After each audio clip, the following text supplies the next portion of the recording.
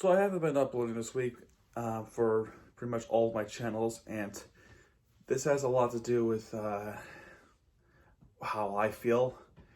And pretty much what happened was I took some time off for myself to do some reflecting and giving myself deep thoughts, if whether or not I'm happy or not. And I don't know if I'm happy or not. I have 3 channels. One is this channel, the main one, the sports one per se, gaming channel, and the vlog channel. And the gaming channel is where I had some hot starts and doing some hot things with it. And pretty much I stopped, and also trying to see if I'm happy with how I'm doing my career at this point. And right now, I could say I am happy, but right now, lately, I've just been feeling unhappy with how this is going. This pandemic has really slowed my career in the worst way, because all I've been doing is uploading bowling videos, and I'm just not quite happy doing bowling videos that much anymore. It's the same thing. It's the same exact thing. So I have a few more bowling videos, unfortunately, that I have to get off my devices. So bowling videos really slowed this career. My gaming channel is pretty much all I have left, pretty much until this, we get to go back to normal or start away. Also, regarding my vaccination, I am okay. I'm alive. No more side effects, so I'm good. One step closer to normal. And lately, I have been saving up to move out of New York, and I've been really putting these deep thoughts. One of those deep thoughts was to re-identify myself in a funny way, like saying, I'm not from here. I'm from a different place, Orlando. So that's one of the deep thoughts I've been having. And another thought was like, is that gonna work? I think it's gonna work. Just like for me, I am unhappy where I came from, and I'm pretty much ungrateful of this life that I'm in. As so much haunting things have happened to me lately, and kind of had this feeling of social anxiety and trying to let go, and it was hard to let go. So it's one of those deep thoughts. That's why I took some time away from YouTube, but I am back. My cat. But I am back, and I am doing this recap on time. So I don't know. So anyway, enough of my update, my anxiety, and why I took time away. We are going to do a recap, and we got quite to talk about too. And for the most part, this week has not been too kind for the most part. It has actually been pretty bad, but not bad where I have to declare Miami disaster week. So we have just avoided that disaster. So, but I will say is, I don't, at this time, while we're talking about this right now, I don't quite know who's the winner of the week. So I have to look at the schedule and see who won the most games, because I think they won one game this week, both teams. So I don't know. I have no idea. Let's talk about baseball real quick, because this is an exciting part, and that is the Marlins are still pretty good. They're still pretty good spring training. They won against the Astros, Nationals, Mets. However, they did lose to the Cardinals and the Nationals, and today they won against the Astros again, leaving behind just second place behind the Yankees still. The Yankees are pretty good. like I say, the Yankees are still pretty good. So Marlins season is coming, and I am attending one of those games. So it's gonna be a fun one. Anyway, let's look at the.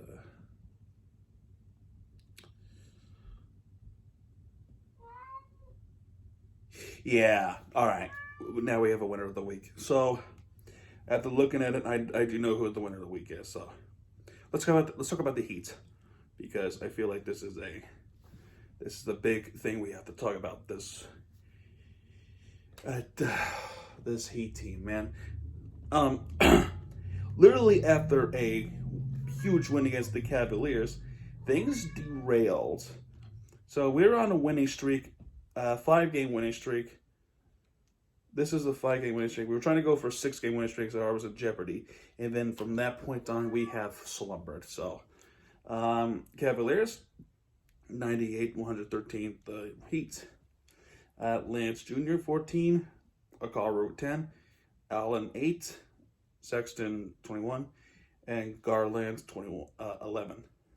Miami, Olynyk, 17. Butler, 28. Adebayo, 14. Kendrick Nunn, 10. And Duncan Robinson, 14. Heat stays hot with Butler scoring 28 points, and with the returning Bam Adebayo and the Hero coming in with 15 points, the All-Star team, we were back in business. They were first time together since February, and we showed them. But for one game. This, for the rest of that week, this past week, it was, let's say, frustrating, or appropriately, frustrating. So then we traveled up to Memphis to extend our winning streak to 6, and ultimately we have fell short, just short in Memphis. And Memphis is a good team too. It's just a heartbreaking ending and a frustrating finish. Olynyk, just 2 points. Jimmy Butler, 24 points. Bam Adebayo with the double-double, 15 points. Kendrick Nunn, 5. And Duncan Robinson, 13. Memphis Grizzlies, Anderson, 13. Brooks, 10. Valanciunas, 13. Actually has 7. Morant has 13. And Allen has 9. Justice Winslow, former Heat, has 5. And Melton has 13. So, we were outsmarted this game. And we didn't pull off the victory as fans would have loved.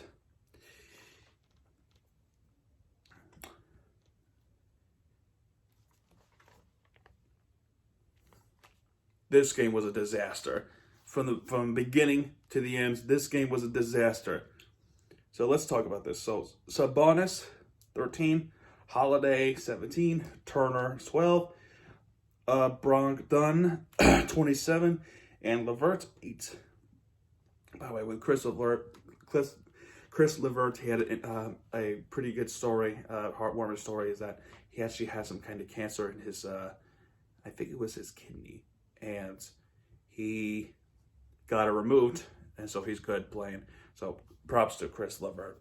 For Miami, Olynyk, 7, Butler, 17, Adebayo, 20, Kendrick Nunn, 7, and Duncan Robinson, 6.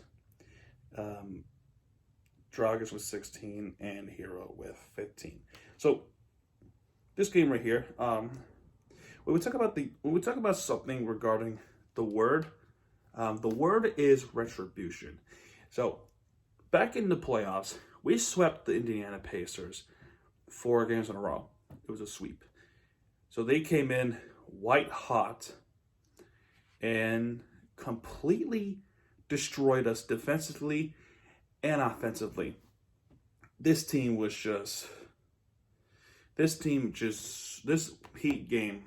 team, my God, they had like nothing. This team had literally zero offense. Today's game, I will say, they played a lot better, but the finish we desperately wanted did not get granted. It was a frustrating game to watch. Sabonis, 17. Holiday, 15. Turner, 16. Brogdon, 12. And Levert, 13. Sabonis was fouled out, by the way. So that's what they were trying to do, foul him out. Miami, Olynyk, 7. Butler, 21. Adebayo, 29. Kendrick Nunn, 9. And Rucker Robinson, 13. This game, we were actually losing. We were actually losing the game for the most part. And then we forced overtime at the end, thanks to Doug Robinson with a triple. And then some big plays made by Bam Adebayo and Jimmy Butler. Our largest lead of the game was 5 points, and that was in overtime, and then we freaking gave that lead away to Indiana. We lost 109 to 106. So we got swept at home. So what do? Learn from those mistakes, play the Suns, play the Trailblazers, and play the Hornets for this week, and stop being an ass. Because this losing streak, this 3-game losing streak we had, it was a mess. By the way, speaking of the mess, this game, right, the last game, the 137-110 loss to Indiana, that was not the largest defensive points we've ever gave up. The largest was actually 148 back in Cleveland in 1990s. I forgot what 90 year was, but 148 points we have been outscored in that game. But this game we were outscored with 137. We were outscored 27 points. Unacceptable defense. Please work on it. So you can pretty much guess who is the winner of the week. And you guessed it. It's the Cats, the Florida Panthers. By the way, I forgot to mention my throat is actually really dried up, and not because of COVID or anything. I'm actually great. Today I played football, and I haven't had that quite the workout in forever. So I played football. But anyway, Monday we have show them. So Patrick Kane, first goal of the game. 8 minutes later, Owen Tippett with 1-1. Then it looked like we're going to get ourselves some trouble. So it is 3-1 Chicago. Philip Kernshev and Brandon Hagel. And then a few minutes later, actually a minute later, Aaron Ekblad and Gustav Forsling with a goal. Power play goal by Aaron Ekblad, 3-2, and Gustav Forsling to tie the game 3-3. His first goal of the season, and probably his career. I think it was his career, too. Right, Holly? Right, Holly? Pretty cute cat. Hello. Anyway, so that's 3-3. In the third period, we were dominant.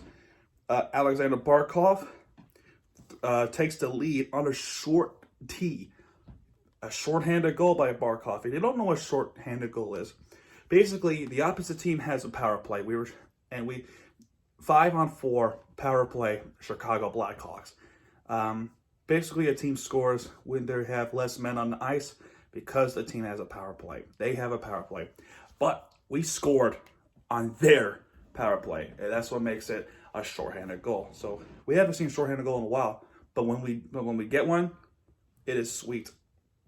So Carter Verlehi with the empty net, bingo, and Alex Winberg again, bingo. 6-3 Florida.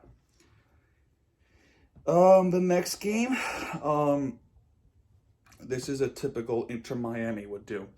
Jonathan Huberdeau scores 1-0. We take the lead before the first period ends, but then we gave up the lead.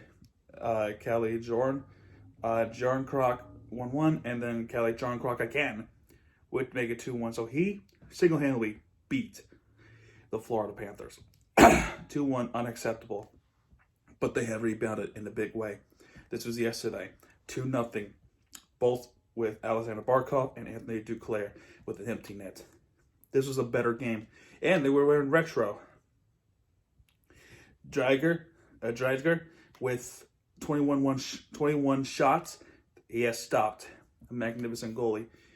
This game, unfortunately, we didn't get the result. This is another frustrating game, and it happened the same day we have lost with Indiana, Sunday, which is today.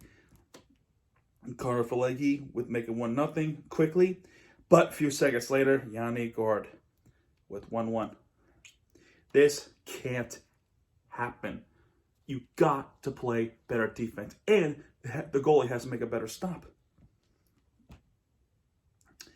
This is not what we like, and we don't like it. You gotta do better, much better. So, second period, Alex Killorn make it 2-1 Tampa. Before the second period, Gustav Forsling on the power play to tie the game 2-2. Third period, Matthew Joseph make it 2-3. Patrick Hornquist on the power play to tie the game again 3-3. But the rest of the game, it's been all Tampa. Tampa had a bigger advantage. And Tyler Johnson with the power play. And it looked like Florida was about to tie the game again. But their goalie was better, and our offense just was sleeping. Even if there's an empty net. We had an empty net. And Braden Point just pulled the game away for Tampa. So next game is against the Blackhawks in Chicago, so we got to do better. Thankfully, tomorrow we have a day off for both teams, so we can rest for a little bit and rejuvenate our thoughts and everything like that. We do have breaking news regarding the Dolphins. They have signed Will Fuller from the Texans and another player from the Texans, so this was a big signing. So Tua's going to get some weapons. And I also heard that Albert Wilson, I think it was Albert Wilson. No, it was Alan Hearns. It's either Hearns or Wilson. So one of them is opting in for the 2021 season. So that's a huge news. So Tua's getting some weapons for him because Fitzpatrick has signed with Washington. Thank you, Fitzpatrick, for that good season we have. So I also want to correct myself from last week. Last week I said Aaron Ekblad has like 1,000 goal or anything like that. It was not Aaron Ekblad. I had a vaccine last week, so I was dazed and I was lightheaded, so I make some mistakes. It is Keith Yandel. It was Keith Yandel, actually. And it wasn't the goals. It was actually the games played. So Keith Yandel has played 1,000 games with the Cardinals, the Rangers, and the Panthers. He's joined the Panthers team in 2016. So thank you, Keith Yandel, for his time. And he's still playing. I love Keith Yandel. He's a great player. And that's going to do it because my throat is dried up. I'm thirsty. So if you like this video, please leave a like, hit that subscribe button. And yeah, folks, this is Mirror TV signing out. Good night, everybody.